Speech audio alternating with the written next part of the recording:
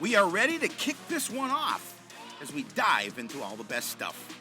No denying that we will show you the wins and all the great plays. We save the best just for you as the drought gets washed away. Sportsnight is next. Hello, everyone, and welcome to Sportsnight. I'm Joe Young. And I'm Howie Shapiro. Indeed, the drought has been washed away for the football team. And, you know, no better time to have that unseasonably warm weather on Friday night than when you get the Gatorade bath. You know, a lot of times in early October, that would be frigid. Yeah, that would be really cold. It would still feel great for Coach Jace Vasquez, I guarantee. And now it's homecoming week, Howie. Ooh, I'm excited for that. I'm excited we get to broadcast a football game. We get the last two, and yeah, we've missed them for sure. The Cardinals have to feel as if a huge weight has been taken off of their shoulders with that win. They went into last week's game at Parker Cottage Grove knowing they had a great opportunity to end their very long drought. Both teams were looking for their first win of the season, and the Cardinals did enough to ensure it would be them. They were 0-5, but they were still fired up to face off against the Wolfpack, and the Cardinals come out flying. First quarter, Aiden Snow finds Vachi Abradlidze. A great yardage after the catch, gets a solid block from LaFaca, forced out of bounds around the 5. But the Wolfpack defense stiffens there. They force the Cardinals to turn it over on downs. Just no chance for Sean Washington III to find the end zone. Cardinals defense doesn't let him move, so Park punting from their own end zone. Deion Jones able to break through, block it out of the end zone for a safety. Cards up 2-0. And after a great return by Elijah Hippler, Cardinals take advantage of the short field, go right for the throat on the very next play. Snow airing it out to Cyril LaFaca behind the defense. Nobody's going to catch him. 41-yard touchdown makes it 9-0. Just 14 seconds between those two scores. Wolfpack on the march late in the second quarter. Latavian Scott, quick pass to Lance Hayes. Keeps his feet moving,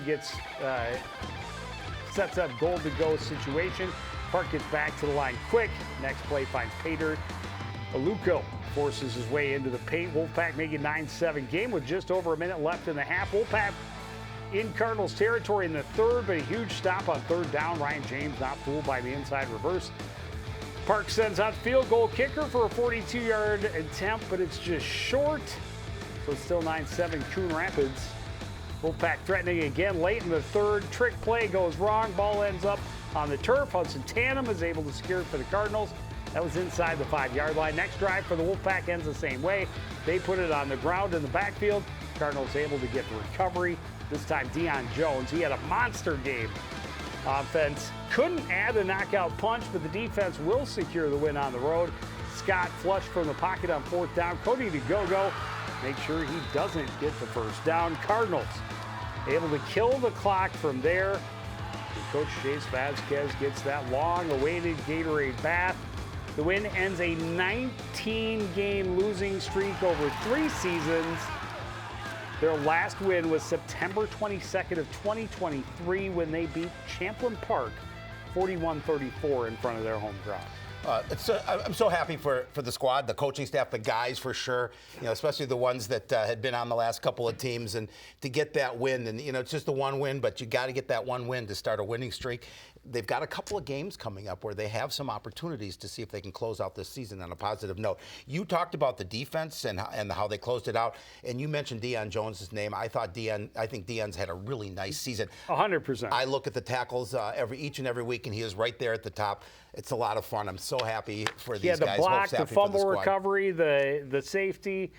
Fantastic evening for him. Hopkins is going to be tough. Yes, Hopkins got a couple of wins, so they're going to come in trying to steal the Cardinals' thunder on their homecoming game on Friday. And then Roseville to finish coming in, and they've struggled all year long as well. So potentially, if they can get a win for homecoming, which, you know, a little momentum on their side doesn't hurt. No, won't be easy, but they've got a good chance to close it out on 3 straight wins going into the playoffs. Yeah, it'll be that Wednesday night football game. To end the regular season.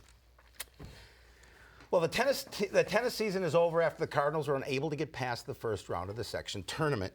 To be fair, it was somewhat of a monumental task. The Cardinals were the 7th seed, traveling to take on the 2nd-seeded Blue Jackets, and Cambridge Isani proved they are very deserving of the high ranking. Coach Scott Storick leading the girls tennis team into the section tournament for the last time. He's retiring after 27 years as the head coach. Junior captain Caitlin Easton has been great at first singles all year. Beautiful lob to win the point. Unfortunately, she loses 4-6, 0-6. Senior co-captain Melina Lee also very solid for the squad at second singles. She loses 2-6, 1-6 in the final singles match of a 3-year varsity career. We'll move to third singles. Tia Miller in the far court for the Cardinals. A little bit of a scramble on this volley, but the sophomore outweights her opponent for the point. She's also done in straight sets, 6-0, 6-2. Senior Tamaya Kohlenberg serving for the Cardinals at four singles. The return is wide, but Kohlenberg loses 1-6, 0-6. Cardinals able to battle a little better on the doubles courts. Morgan Severson and Avery Anderson paired up at first doubles, facing the top duo in the section. Solid win on the point. The shot goes long, but they lose 1-6, 4-6. Laura Severson and Veronica Kozluk gets a point on the ace here, but they lose second doubles by a score of 1-6, 1-6. Closest match of the day is at third doubles. Bella Fowler and Olivia Kivioha lose in a tiebreaker 2-6, 6-3, 9-11 is the final of that action. Well, and what a great way to come back from a 6-2 loss, get a 6-3 win, and force that tiebreak. And that's a couple of young players that are going to be with them for a couple of years. They are going to lose just a couple of players that have been big. Having Caitlin get 2 years to play at that top single spot will help. But they've seen some strong youth play as well. So excited to see what they have coming up. The season completely ended for the tennis team on Thursday. That was when the individual section tournament took place. Caitlin Easton was the number 4 seed, and she did win her first match against the player from Centennial, 6-2, 7-5, but then ran into the 5th seeded girl from Blaine. Minor upset there in 3 sets. Tamaya Kohlenberg faced the number 1 seed in the singles tournament, lost 0-6, 0-6. Morgan Severson and Tia Miller played that number 1 doubles team that we saw playing against Avery and Melina in the Cambridge Isandi match. They won 1-6, 0-6, and Melina and Avery lost to the number 3 seed from Blaine, 0-6, 1-6. But yeah, they've got some good young pieces that are going to be around for quite a while. It is going to be very strange to see a tennis court without Coach Storick. He's been the head coach just about as long as we've been here, and he's been on the staff longer than that. So and his dedication to not just the high school teams, but the youth programs. He organizes some senior tournaments at the courts as well. Just a huge, wonderful part of the Coon Rapids community, especially for those who enjoy tennis. Moving right along, the volleyball team still has a handful of games left in their regular season. Last week, a chance to test themselves against one of the best. They travel to Centennial on Tuesday to face a Cougars squad that is still within reach of a first-place finish in the division. Cardinals just hoping to compete as best they could and show how far they've come this season. Cardinals are fastest out of the gate in the first set. They get a side out on the opening point as Aria Banks gets the winner in the middle. Cardinals scored 4 of the first 5, keep it close throughout. Another great turn off of serve receive on this point. Beautiful back set for Alexis Gallipo. She doesn't miss. Unfortunately, just too many weapons on the other side of the net, and the Cougars pull away at the end. Heavy hitter Elena Hakey hammering this one home. They take the first set 25-18.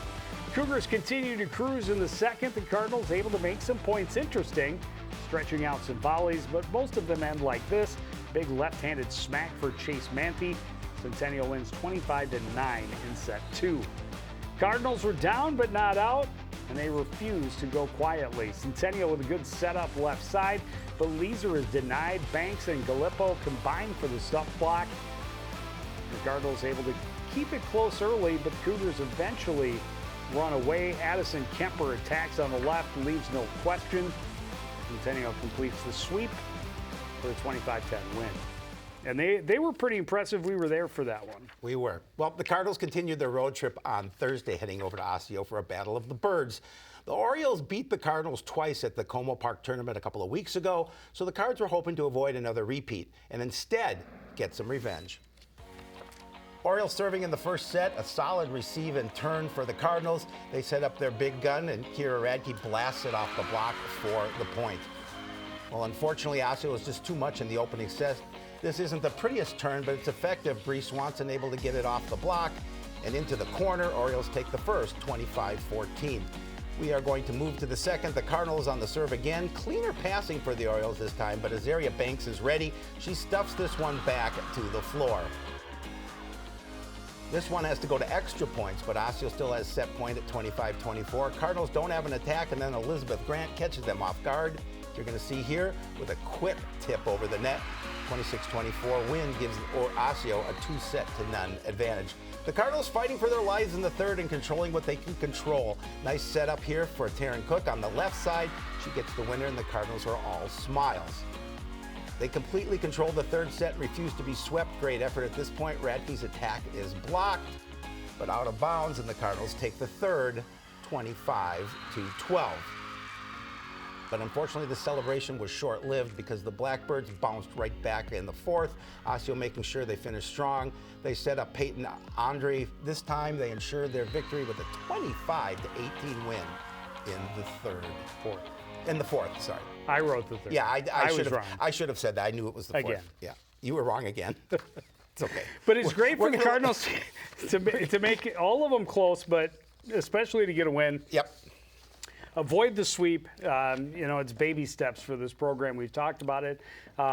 They made some small steps last year and continue to make those strides this year with a lot more youth again in this program. No, I'll say it again. I said it before. Nobody has more fun than these girls on the volleyball team, win or lose. And they are going to finish the season with 4 games at home. Monday, Tuesday this week, they host Cooper on Monday and Packed Charter on Tuesday. Swimming and diving team has been very, very busy. They had 3 events last week. It started on Tuesday in Elk River. They lose 95-75 to the Elks. Delilah Smith-Jeanette's diving finished 3rd place with a 203.90. That moves her up into 8th place all-time in school history. Madeline Romano had a 2nd place finish in the 100 butterfly, 3rd in the 500 free. Lily Moulton, 100 backstroke, she was 1st place. 200 IM, she was 2nd place. A lot of podium finishes. Senior Evelyn Altepeter was 1st in the breaststroke and 3rd in the 200 freestyle.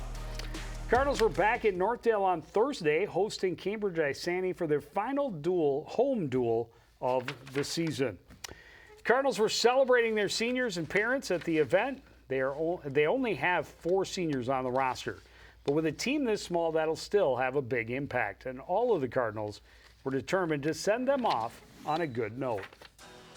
Coach Rachel Schleter credits her seniors with helping make her first season go really smoothly and for setting a great example for the girls who will be coming back. A couple of the Cardinals' top girls will be back for several seasons. Lily Moulton continued her outstanding freshman season with a fantastic finish in the 200 free, won by 2/100ths of a second, a PR of 214.24. Move to the 200 individual medley. You want to talk about young up-and-comer. How about 7th grader Myra Hill? She finishes 3rd against the Blue Jackets. And when you're hitting the podium in middle school, your potential is pretty much off the charts.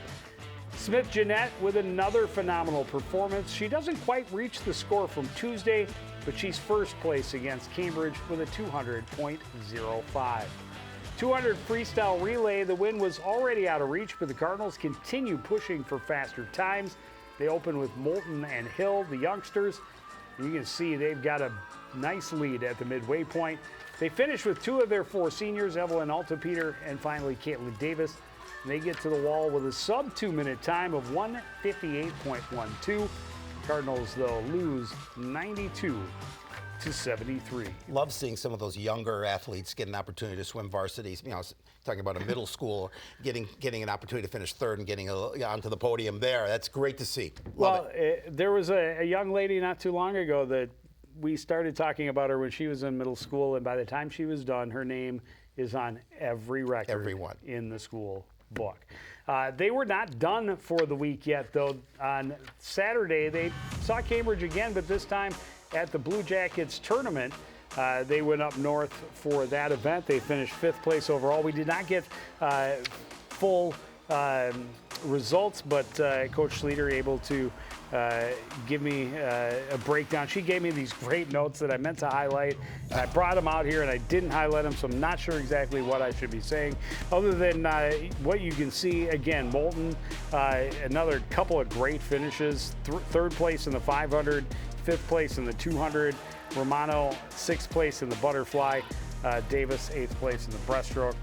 Smith Jeanette continues to be outstanding every time she gets on the board. And I mean, she sent me, she's like, I'm sorry I don't have full results, but here's a synopsis. Really long paragraph about that event. So she's pretty excited about the way the girls are swimming. Only a couple of events left. They have True Team coming up on Saturday, and then next week they will face off against Park Center for their pair-up of the Northwest Suburban Conference tournament.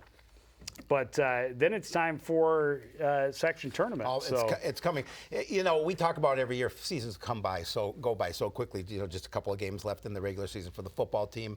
We're going into section playoffs coming up. It goes quickly. So and for swimming, of course, they're gonna have these couple of meets, and then they're gonna take a couple of weeks off. Let everybody else in the fall seasons finish up. Then they'll have their section in state. And we'll keep our fingers crossed and certainly follow them as best we can. Cross-country team had no official events this past week. On Monday, they did their Hoka 1 2-mile track time trial.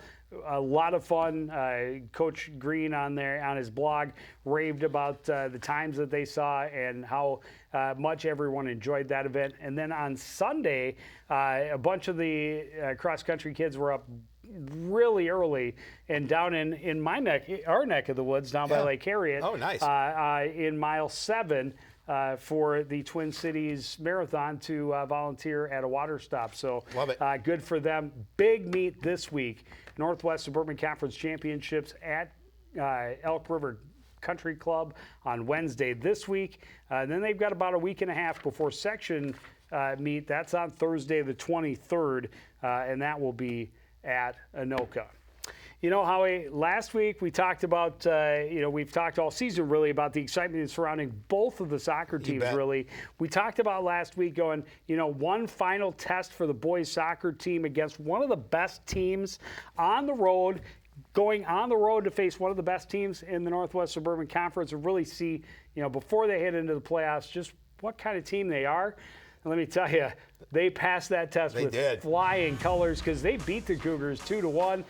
Khalid Hassan had both of the goals. Ba had an assist on one of them. Howard made 4 saves and gave up just the 1 goal. Look at that. That is a pretty looking line. 8, 5, and 1. I love it. Have not seen a line like that for this program in a long time. So congratulations to all the boys. Coach Backenberg and his staff have really seen some great growth over the first couple of years, and we hope that it continues. Now, what can they do in the tournament? They got a number 4 seed, so they will start at home against Anoka on Tuesday. And Howie, we'll be there. Number 1 seed goes to Blaine. They'll host Forest Lake. Duluth East is the 2 seed. Cambridge Isani has the long trip there, and then Centennial will host Andover. You mentioned it. You communicated with Coach Vasquez. Felt that maybe they had a good or Coach Yeah. Backberg. Probably a good chance that they should have had the the number 3 3. after they just beat Centennial. Yeah, I mean, I know they were not happy with that, but obviously it wasn't their ultimate decision, quite obviously. But yeah, they were a little sore about that, and maybe that'll come back to. Well, let's see if it gives them a little fire. It means they have to see number one seed Blaine in a semifinal. Yep. But you got to get past Anoka first, and I think for this Cardinal team, that Anoka game they lost on the road. At Goodrich Field just a couple weeks ago, 4-1. Yep. Was a game that did not. That was one they wanted to flush. Here's an opportunity to go out and prove that was a fluke. Yep. Get some payback and get a win in homecoming week in the Cardinal Stadium in the playoffs. I'm excited for it because they've got you talk about 8 wins on the season. They've got a lot of guys on that team that can score. A lot of athletes on that team. It's going to be a lot of fun tomorrow night. Yeah, they have been they've been fun to watch, and I hope that they continue to do so and be so. Well, the girls soccer team wrapped up its regular season last week, including their final home game of the year on Thursday. The Chaska Hawks, with 4 wins on the season and only 1 in their last 8 games, they had significant struggles on offense. But as the Cardinals found out in a weird and wild contest, the Hawks were not to be underestimated. Home team able to convert on their first real good opportunity. It comes off throw-in by Callie Alphen. Addison Erickson heads it along. Jenica Erickson will hammer it home, as you saw there. Freshman has an outstanding impact on the Cardinals' offense. Then comes the controversy. Off a Chaska corner kick, the scramble inside, a push by Alphen leads to a punch in retaliation. That led to a red card, which led to some fans expressing their displeasure with the officials. As you saw, Coach Spellman had to address the crowd and warn them further comments could lead to ejections. Back into play after the delay, Callie Alphen with an absolutely gorgeous shot from a long way out. Off the iron and in, Cardinals with a 2-0 lead with 15 minutes left in the first. But the Hawks continue to bring the pressure. Good ball played over the defense. Almina Kurdik tripped as she tries to get to it. Well, that's going to give the Hawks a chance on the PK. Addison Schneider shoots left, but Aaliyah Williams is able to dive, make the save, then get to the rebound to keep it a 2-goal lead. But Chaska gets on the board before the break. They're able to slip it through to Chloe Davey in close. She pokes it past the charging Williams. It's 2-1 Cardinals at the half. Well, the Hawks keep pounding away in the second, not able to clear a long shot out to put on Williams. She stops it but can't hold on. The rebound tapped right back by Karina Aleknavicius. Chaska has it tied up midway through the second. And they're going to feed off that momentum, keeping the Cardinals bottled up on their heels, attacking down the wing, and defender trips. Schneider walks in all alone. She's certainly not going to miss from there. Hawks have the lead with 13 minutes remaining. We're going to go down to the final 2 minutes. Kaylee Stegman gets control, decides to cross one touch to Alphen. She got time to stop it, take a look. As you see here, she's going to stop it, take a look, and then she's going to bury it. Cardinals able to salvage a 3-3 tie in a very weird game. And you were there, you were there. I wasn't, obviously. I didn't get the chance to see it, but it sounded like it was an interesting scenario when they had to stop play. So first, there was potentially a yellow card that none of us saw. We were focused on other things, right. but there was a longer delay where the official went over and talked to the visiting bench, and he was writing some down. But we didn't see a card. Then was the red card, which we showed. Right. Which retaliation, the ref's always going to see the retaliation. That stoppage took at least 10 minutes, and some fans were very loud in their displeasure with the call. Understand. Then that continued, and the ref stopped, went over and talked to both coaches. Both coaches came over and talked to the crowd. Game went back on. That was another 10-minute delay. Stopped the game again when there was a foul against the Cardinals and some more comments. They stopped the game again. A fan was removed. It was very odd, and there was no pace to the game because of it. I could imagine. And I don't know if that hurt the Cardinals or not. Really, it was hard to see how Chaska was struggling on offense as much as they were. They really kept the Cardinals bottled up. And the Cardinals should feel pretty good about a 3-3 tie after in a game that they spent a lot of time in their defensive end. But it was a weird one. It was not the way they wanted to close out their home schedule. But it was what it was, and they've got stories to tell the kids. Well, yeah, unfortunately, it went down to the last couple of minutes, but they were able to get that tie. Yeah, and Kelly Alphen, boy, did she look good. Both absolutely. goals just gorgeous. They finished the regular season on the road against the Minneapolis Roosevelt Teddies, and unfortunately, they got blanked 5-0. The Teddies. They finished with a 6-7-1 record. It's one game below 500, but in comparison to, in year one as a benchmark, that's a great place for Coach Spellman. Unfortunately, that did hand them their first shutout loss of the season. Right. I was hoping that they could avoid that, but they've just been so consistent and so fun. And you mentioned the volleyball team and how much fun they're having. Yep. From the couple of times we've been around the girls' soccer team, they're having a whole lot of fun too. Yeah, I talked about it that last when we did that double header, how much fun those girls, and it starts at the coaching staff and it works its way down similar to volleyball. Well, they've got a challenge ahead of them. They will be at Blaine on Tuesday, the number 6 facing the number 3 seed. They are the 5 o'clock game, as the Blaine boys are the number 1 seed in their section. Centennial, the number 2 seed, will host Forest Lake. Andover and Anoka are the 4-5 matchup. Duluth East will again host Cambridge Isani. So at least boys and girls teams from Cambridge Isani can, they can caravan. Yeah, they can make the trek up. Up 35W. So we are excited again to have football one more time. We're going to see European-style football first. Soccer playoffs. The number 4 seeded Cardinals hosting the number 5 seeded Anoka Tornadoes. Of course, we can't show playoffs live, so that'll premiere at midnight. We will have the homecoming game against Hopkins live at 7 o'clock on Friday, and then next week we hope to maybe do some more boys soccer, maybe some girls soccer. You never know. But we'll have the regular season finale for the football team for you on Friday. Yeah, I'm so excited for that game on Friday. I think the atmosphere, especially coming off a win, and what it does for the guys, just for their psyche thing. We won our game. Play a little bit Let's looser. start a win streak. Let's start a win streak this time. That's what's going to happen, and you're going to see it right here on CTN. But that's going to do it for this edition of Sportsnight. I want to thank everybody out there for joining us and continuing to support everything we do here at CTN. For the entire crew, including Howie Shapiro, I'm Joe Young, saying good night.